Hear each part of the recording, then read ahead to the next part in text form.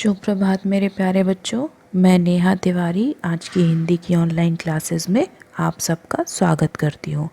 आज हिंदी विषय में बच्चों हम पाठ 11 का अध्ययन करेंगे, जिसका नाम है जो देख कर भी नहीं देखते, और जिसके निबंधकार हैं हेलन केलर जी। बच्चों, पाठ को समझने से पहले हम लेखिका के बारे में थोड़ी सी जानकारी अर्जित करेंगे। बच्चों, हेलन केलर जी का जन्म 1880 में हुआ था और उनकी मृत्यु 1968 में हुई थी। हेलन केलर कहाँ रहती थी बच्चों? वो अमेरिका में रहती थी और अमेरिका में ही वो पली बढ़ी थी। हेलन केलर एक ऐसा नाम है जो घोर अंधकार के बीच भी रोशनी देता रहा। कल्पना करो कि जो ना सुन सकता हो, ना देख सकता हो, फिर भी वह लिखना, पढ़ना और बोलना सीख ले, भरपूर आशा आकांक्षा के साथ जीवन जीने लगे और उसके योगदान दुनिया के लिए यादगार बन जाए। ऐसी थी हमारी हेलन केलर जी। घोर अंधकार का मतलब समझे बच्चों?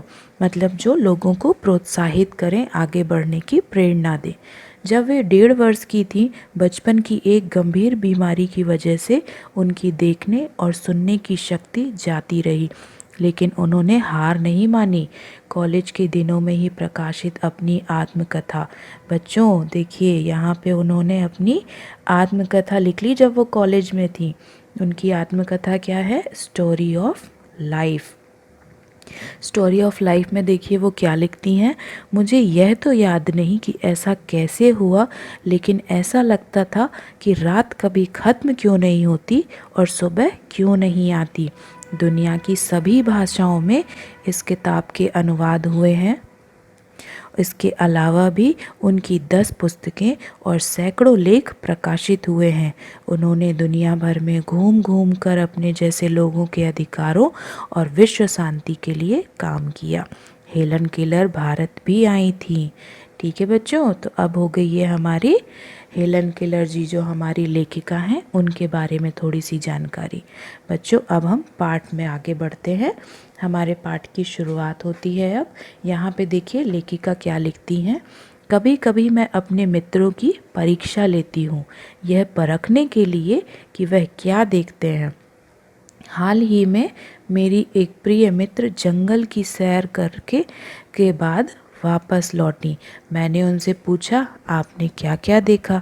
यहाँ देखिए शब्दार्थ है परखना। परखना का अर्थ होता है परीक्षा लेना, है ना। हम परखने के लिए क्या करते हैं? कुछ थोड़े से प्रश्न उत्तर सवाल जवाब करते हैं ना। तो यहाँ पे लेखिका अपने मित्रों के साथ यही कार्य कर रही हैं। देखिए उनकी जो मित्र हैं उन्होंने क्या कहा? कुछ खास तो नहीं, उनका जवाब था। मुझे बहुत अचरज नहीं हुआ, क्योंकि मैं इस तरह के उत्तरों की आदी हो चुकी हूँ। मेरा विश्वास है कि जिन लोगों की आंखें होती हैं वे बहुत कम देखते हैं। यहाँ पर क्या कहती हैं लेखिका जी हमारी, कि जब उनके मित्र ने ये कहा को कुछ खास नहीं देखा है ना, कुछ खास तो नहीं, तो उन्होंने उसके लिए बहुत आश्चर्य नहीं किया। अचरज मतलब आश्चर्य, और आदी होना मतलब किसी चीज़ की आदत पड़ जाना, है ना। तो उनको इस चीज़ का आश्चर्य नहीं हुआ, क्योंकि उनको इस तरह के उत्तरों की आदत पड़ चुकी थी, है ना, वो आदी हो चुकी थी। मेरा विश्वास है कि जिन लोगों की आंखें होती हैं वे बहुत कम देखते हैं। उन्हें ऐसा लगता है कि जो देख सकते हैं या जिन्हें हर चीज़ दिखाई देती है, जिनकी आंखें सही सलामत हैं, वो बहुत कम देख पाते हैं। आइए बच्चों आगे देखते हैं। क्या यह संभव है कि भला कोई जंगल में घंटे भर घूमे और फिर भी कोई विशेष चीज़ ना देखे? मुझे जिसे कुछ भी दिखाई नहीं देता, सैकड़ों रोचक चीज़ें मिलती हैं जिन्हें मैं छूकर पहचान लेती हूँ।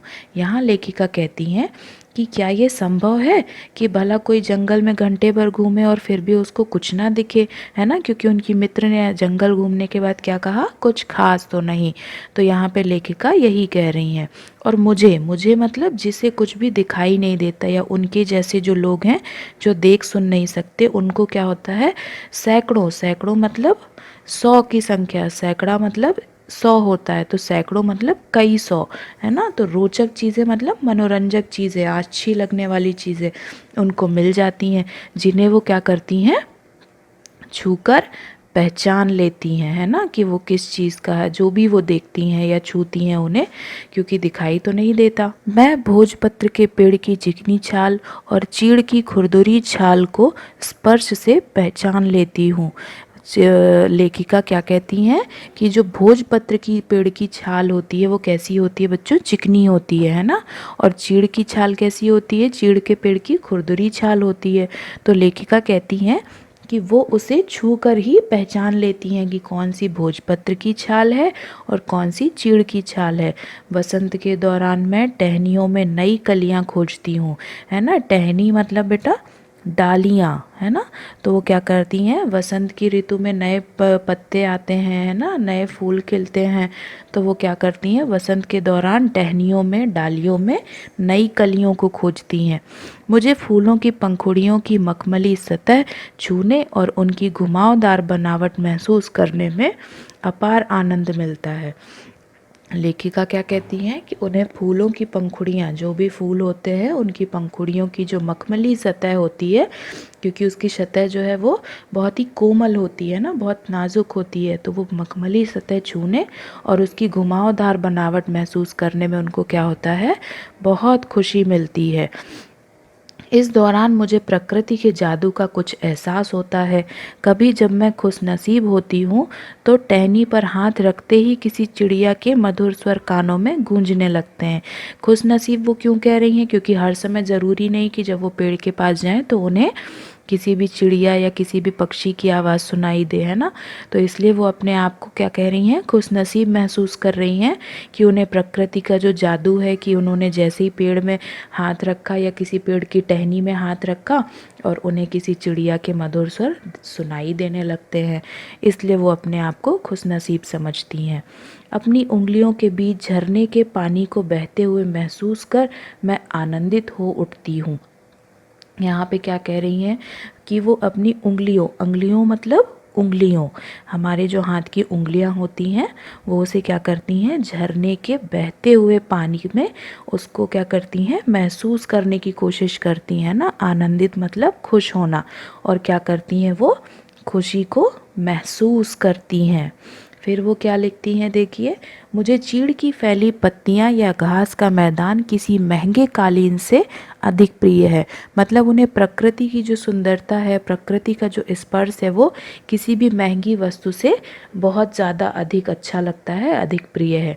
बदलते हुए मौसम का समा मेरे जीवन में एक नया रंग और खुशियाँ भर देता है ना। समा का मतलब होता है मौसम, मतलब जो बदलता हुआ मौसम है प्रकृति का, जो बीच बीच में बदलता रहता है, वो क्या करता है, उनके जीवन में एक नया रंग और खुशियों को भरता रहता है। कभी कभी मेरा दिल इन सब चीज़ों को देखने के लिए मचल उठता है। लेखिका कहती हैं कि कभी कभी मुझे ऐसा लगता है कि मैं इन चीज़ों को देख पाती है ना, उन्हें मचल, उनका जो मन है, उनका जी है, वो क्या होता है, मचल उठता है। उनको ऐसा लगता है कि काश मैं भी ये सारी चीज़ें देख पाती। अगर मुझे इन चीज़ों को सिर्फ छूने भर से इतनी खुशी मिलती है तो उनकी सुंदरता देखकर तो मेरा मन मुग्ध ही हो जाएगा, है ना। मन मुग्ध का मतलब होता है मन को मोहित करना या मन को अच्छी लगने वाली चीज़। तो उन्हें क्या लगता है कि जब मैं सिर्फ छू कर इनसे इतनी खुशी मुझे मिलती है, तो अगर मैं इनको देख पाती या इनकी सुंदरता को मैं अपनी आँखों से देख पाती तो मेरा मन क्या होता, मेरा मन तो मोहित हो जाता है ना।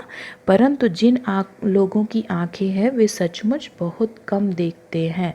उन्हें क्या लगता है कि जिन लोगों के पास आंखें हैं, जिन लोगों के पास रोशनी है, जो देख सकते हैं, वो लोग बहुत कम देख पाते हैं। इसका मतलब क्या हुआ, क्योंकि उन्होंने अपने जो मित्र है उनकी उनसे पूछा था ना कि आपने जंगल में क्या देखा, तो उन्होंने क्या कहा था, कुछ खास तो नहीं, इसीलिए उन्होंने ऐसा कहा। इस दुनिया के अलग अलग सुंदर रंग उनकी संवेदना को नहीं छूते। संवेदना का मतलब होता है एहसास, मतलब जो इस दुनिया में अलग अलग रंग हैं वो उनकी संवेदनाओं मतलब उनके एहसासों को नहीं छूते। मतलब जो देख सकते हैं उन्हें, क्योंकि वो उस चीज़ को महसूस ही नहीं कर पाते कि जो हमने देखा है वो कैसी थी, कितनी सुंदर थी वो चीज़, है ना। तो उनके उनके जो एहसास हैं वो उसको नहीं छू पाते हैं। मनुष्य अपनी क्षमताओं की कभी कदर नहीं करता, वह हमेशा उनकी उस चीज़ की आस लगाए रहता है जो उसके पास नहीं है। वो क्या कहती हैं कि मनुष्य अपनी योग्यताओं की कभी कदर नहीं करता, मतलब उसका कभी आदर नहीं करता। वह हमेशा उस चीज़ के पीछे भागता रहता है या उस चीज़ से उम्मीद लगाए रखता है। आस का मतलब होता है उम्मीद, तो उस चीज़ की उम्मीद लगा लेता है जो उसके पास नहीं होती है। यह कितने दुख की बात है कि दृष्टि के आशीर्वाद को लोग एक साधारण सी चीज़ समझते हैं, जबकि इस नियामक से ज़िंदगी को खुशियों के इंद्रधनुषी रंगों से हरा भरा किया जा सकता है। दृष्टि का अर्थ होता है नज़र और नियामक का अर्थ होता है नियम बनाने वाला। वो क्या कहती हैं कि यह कितने दुख की बात है कि दृष्टि का आशीर्वाद मतलब जो हम देख पाते हैं अपनी नज़रों को, है ना, अपनी नज़रों से, अपनी आँखों से जो हम देख सकते, वो एक तरीके का हमारा आशीर्वाद है भगवान से, है ना। तो हम अपनी आँखों से जो देख पाते हैं वो क्या है, हमारे लिए एक आशीर्वाद है। तो लोग क्या करते हैं, इसे एक साधारण सी वस्तु समझते हैं कि कोई बड़ी बात नहीं है, हम देख पा रहे हैं तो। जबकि इसका क्या है, उन्होंने क्या कहा है कि इस नियामक से, मतलब ये नियम बनाने वाले से ज़िंदगी को खुशियों के इंद्रधनुषी रंगों से हरा भरा किया जा सकता है। मतलब जो ये नियम है, हमारी प्रकृति है, इसको हम क्या कर सकते हैं, इंद्रधनुषी रंग, मतलब इंद्रधनुष में बहुत सारे रंग होते हैं ना, 7 रंग होते हैं। तो हम क्या कर सकते हैं, अपनी ज़िंदगी, अपने जीवन को इंद्रधनुषी रंग मतलब अलग अलग रंगों से भर सकते हैं। ठीक है बच्चों, तो आपको पाठ कैसा लगा? उम्मीद है आपको पाठ समझ में आया होगा। धन्यवाद।